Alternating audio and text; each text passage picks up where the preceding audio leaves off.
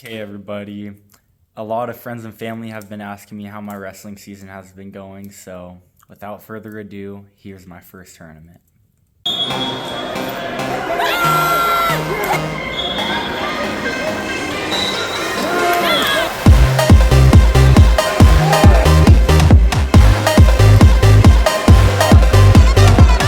Ladies and gentlemen, welcome to Zakin, the Legend Bolander's first match of the season against P. Fabrici from Clackamas. This is P's first college match ever as a freshman, and he's already going in for underhooks, looking for shots, getting those openings. That's something everyone likes to see, especially out of a new guy. And Bolander hanging on the head a lot. This is normally something that is not advised.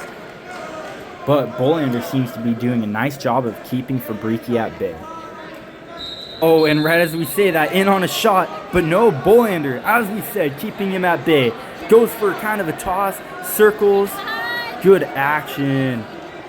They're both kind of ground looking for something, and Bolander catches. No, that is not a takedown. They're even still. Another sequence here, Fabrici looking for a takedown. They go out of bounds, and now Bolander's going for the attack. This is Fabrici's chance to do the underhook display and see if Bolander can do a better job of getting in than Fabrici can. And here for Bolander's next move, he attempts a slide by, but he kept his foot in, so he wasn't able to get it.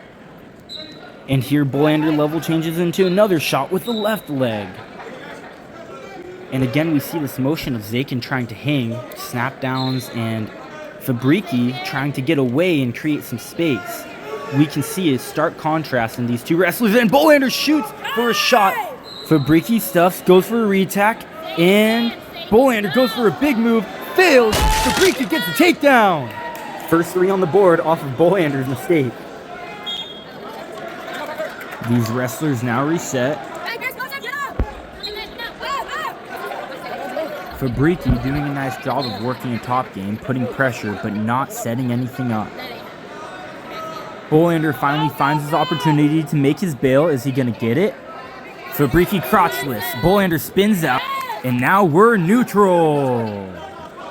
Once again, Bolander in the pocket tight. Fabrici trying to stay out of the pocket. And Bolander, will he look to score at the end of this first period? He shoots.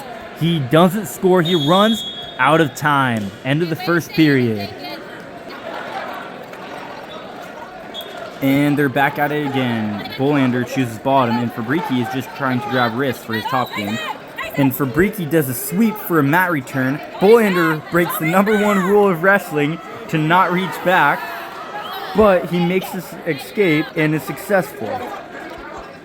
Now these guys are continuing to do blows back and forth. Shots, fakes, headlock from Bolander. Now he has a double underhook and goes in for a shot, and now he scores on Fabrici's mistake as he tried to defend with a throw, not a sprawl, and it backfired. And now Bolander follows up with a big mat return. He's got to ride Fabrici out as time runs short to defend that escape point. Fabrici Granby rolls through, but Bolander follows. They stand up. Final seconds of the period. And time. Real quickly, let's go back and see how Bolander landed that big mat return. First of all, Bolander scrunches down, pulls in with his hands and hips, and then he lets him down knowing he already established control. Okay, wrestlers, start of the third period. Bolander's on top, Fabrici on bottom, and the scoreboard is up 5-3 in Bolander's favor. And just as his teammate hollers, Zakin Bolander tries to roll Fabrici through, but Fabrici must have heard this and does a roll through of his own to end up in neutral. 1 point escape, but this could have been absolutely devastating for Bolander, as there was a little bit of back exposure for Bolander, but he recovered. And one of the things we're seeing throughout this match is just how clever Fabrici is with his tactics, rolls, and the slick things that he does. There's a lot of hand fighting here now. Bolander throws Fabrici to the side, misses, but then loads up a cow catcher off of Fabrici's shot opening, gets a takedown, and back exposure as the ref counts for near fall. 2, the ref calls. At this point in the match, there's short time, and it looks like Bolander is running away with the victory.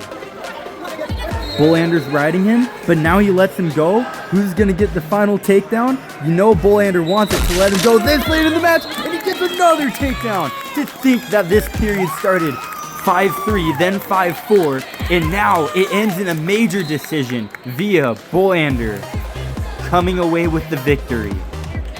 Stay tuned, wrestlers, if you want to watch more matches from the Legend of Zakin Bolander.